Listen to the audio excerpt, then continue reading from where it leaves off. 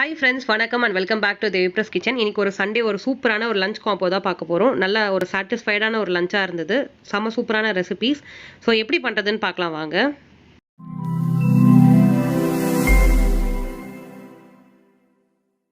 இன்றைக்கி என்ன லஞ்ச் பார்த்தீங்கன்னா மட்டன் ரசமும் அதுக்கப்புறம் மட்டன் வறுவலும் தான். மட்டன் ரசத்துக்கு நமக்கு மட்டன் ஸ்டாக் வேணும், தண்ணி வேணும்.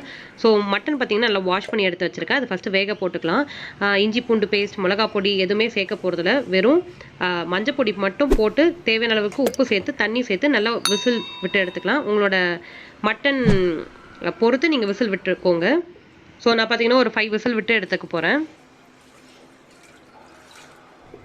ஸோ ரசத்துக்கு தேவை, அதனால் பார்த்தீங்கன்னா தண்ணி கொஞ்சம் தாராளமாகவே விட்டுருக்கேன் நான். இது ஒரு 5 விசில் விட்டு எடுத்துக்கலாம்.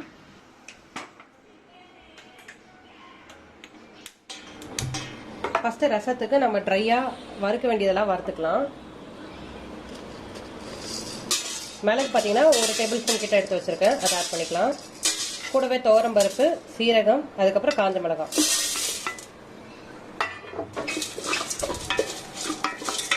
ஸோ மட்டன் ரசத்துக்கு நான் ஃப்ரெஷ்ஷாக மசாலா அரைச்சிக்கிறேன், அதுக்கப்புறம் தான் ரசம் பண்ண போகிறேன். சைடில் பார்த்தீங்கன்னா மட்டன் வந்து வேக வச்சு எடுத்து வச்சுருக்கேன். நல்லா தண்ணி சேர்த்து வேக வச்சு எடுத்துருக்கேன்.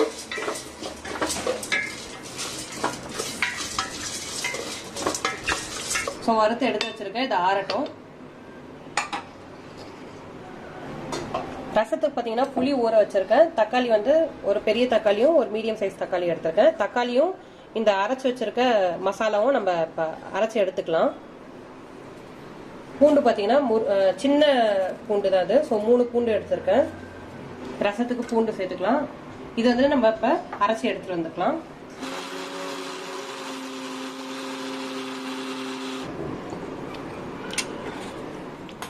இப்போ ரசம் தாளிச்சு விட்டுக்கலாம். தாளிக்க எண்ணெய் சேர்த்துருக்கேன். எண்ணெய் சூடாகிறதுக்கு முன்னாடி நான் வந்து பெருங்காய கட்டி சேர்த்துக்கிறேன். சீரகம் சேர்த்துக்கலாம். சீரகம் பொரியட்டும், அதுக்கப்புறம் கடுகு சேர்த்துக்கிறேன்.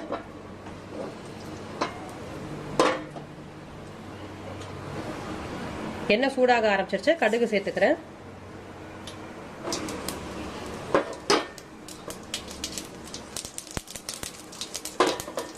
இப்போ எல்லாம் பொரிய ஆரம்பிச்சு நம்ம கருவேப்பிலை சேர்த்துக்கலாம், நல்ல ஒரு ஃப்ளேவருக்காக.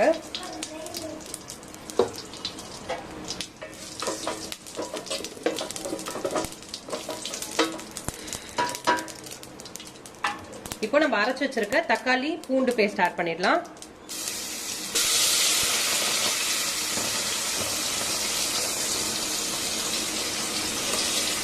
தக்காளியும் பூண்டும் கொஞ்ச நேரம் வதங்கட்டும், அதுக்கப்புறம் நம்ம புளி தண்ணி ஆட் பண்ணிக்கலாம்.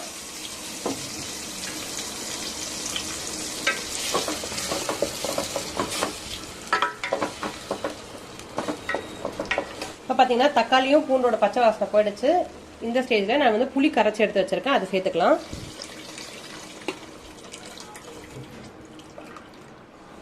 ரசத்துக்கு தேவையான அளவுக்கு தண்ணி சேர்த்துக்கலாம்.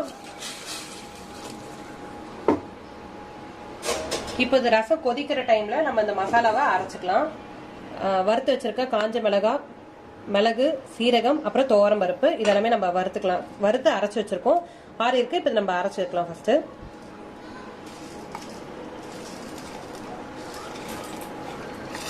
இந்த பார்த்தீங்கன்னா மட்டன் வந்து நான் ப்ரெஷர் குக் பண்ணியிருந்தேன். மட்டன் நல்லா குக் ஆயிடுச்சு. ஸோ இந்த தண்ணியை நம்ம தனியாக எடுத்து வச்சுக்கலாம். தனியாக எடுத்து வச்சிருக்கேன். இதை நம்ம மட்டன் வறுவல் செஞ்சுக்கலாம். இங்கே பார்த்தீங்கன்னா புளி தண்ணி நல்லா கொதிக்க ஆரம்பிச்சிருச்சு. இப்போ வந்துட்டு நம்ம வறுத்து அரைச்சி வச்சிருக்க இந்த பவுடரை சேர்த்துக்கலாம்.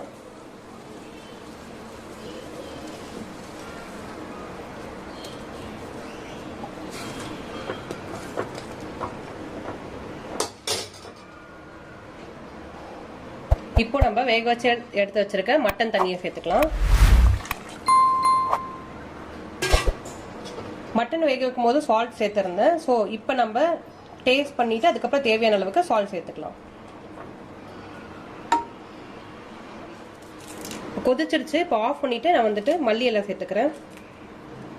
அப்படியே க்ளோஸ் பண்ணி வச்சிடலாம். நம்ம சூடாக சர்வ் பண்ணும்போது ஓப்பன் பண்ணால் செம்ம ஃப்ளேவர்ஃபுல்லாக இருக்கும். இப்போ அடுத்து மட்டன் வறுவல் செஞ்சுக்கலாம். நல்ல ஒரு இண்டாலியம் திக் பாட்டம் பேனாக எடுத்துக்கோங்க, இல்லாட்டி அயன் பாத்திரமா அதை எடுத்துக்கோங்க. ஸோ நல்லா இருக்கும், வறுவலுக்குலாம் நல்லா இருக்கும். எண்ணெய் சேர்த்துக்கிறேன்.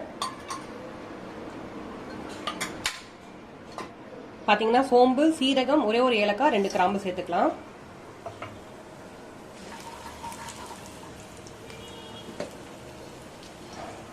ஒரு நல்ல ஃப்ளேவருக்காக கருவேப்பிலை சேர்த்துக்கலாம்.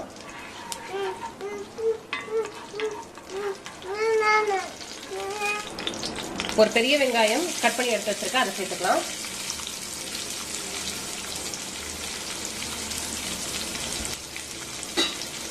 வெங்காயம் நல்லா ரோஸ்ட் ஆகட்டும். அதுக்கப்புறம் நம்ம தக்காளி சேர்த்துக்கலாம்.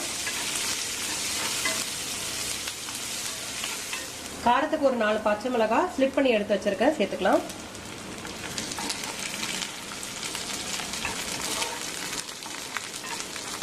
பார்த்தீங்கன்னா வெங்காயம் கொஞ்சம் நல்லா ரோஸ்ட் ஆயிடுச்சு. இந்த ஸ்டேஜில் ஒரு பெரிய தக்காளி பழம் எடுத்துருக்கேன், அதை சேர்த்துக்கலாம்.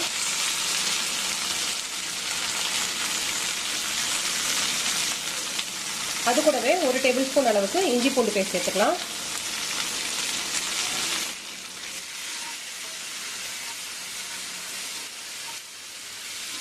தேவையான அளவுக்கு சால்ட் சேர்த்துக்கலாம்.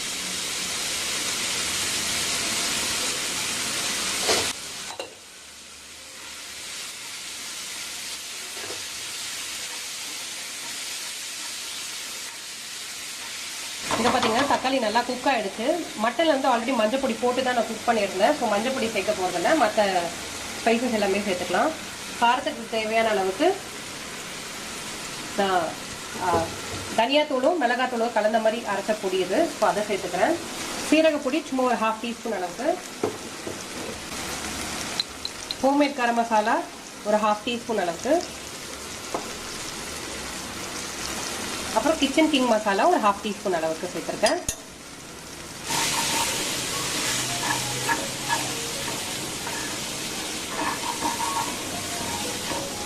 ஸோ இந்த மட்டனில் பார்த்தீங்கன்னா கொஞ்சமாக தண்ணி எடுத்து வச்சுருக்கேன். மசாலா கருகக்கூடாதுன்றதுக்காக கொஞ்சமாக சேர்த்துக்கலாம். மசாலா நல்லா குக் ஆகட்டும். அதுக்கப்புறம் மட்டன் சேர்த்துக்கலாம். மசாலா ஃபர்ஸ்ட் நல்லா குக் ஆகட்டும். அதுக்கப்புறம் மட்டன் சேர்த்துக்கலாம். வெயிட் மசாலா ஃபர்ஸ்ட் நல்லா குக் ஆகட்டும். அதுக்கப்புறம் நம்ம மட்டன் சேர்த்துக்கலாம். இப்போ பார்த்தீங்கன்னா எண்ணெய் நல்லா பிரிய ஆரம்பிச்சிருச்சு. இந்த ஸ்டேஜில் நம்ம வேக வச்சு எடுத்து வச்சிருக்க மட்டனை சேர்த்துக்கலாம்.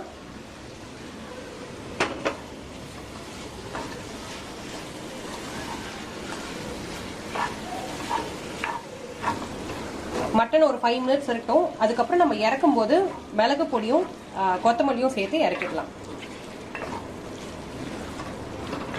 ஒரு 5 மினிட்ஸ் குக் ஆனாதான் மட்டனுக்குள்ள அந்த மசாலாலாம் இறங்கும். ஸோ அதனால ஒரு 5 மினிட்ஸ் நம்ம அப்படியே ஸ்லோ ஃப்ளேம்லேயே குக் பண்ணலாம். இப்போ நம்ம கொத்தமல்லி சேர்த்துக்கலாம். அவ்வளோதான், சூப்பரான மட்டன் வறுவல் ரெடி ஆயிடுச்சு. மட்டன் ரசமும் ரெடி ஆயிடுச்சு.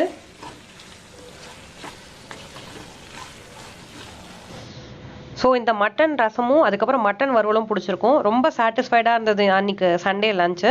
ஸோ கண்டிப்பாக நீங்களும் ட்ரை பண்ணி பாருங்கள். ட்ரை பண்ணி பார்த்து உங்களோட ஃபீட்பேக்கை கமெண்ட் செக்ஷனில் கொடுங்க. உங்களை அடுத்த வீடியோவில் பார்க்குறேன். அது வரைக்கும் நன்றி.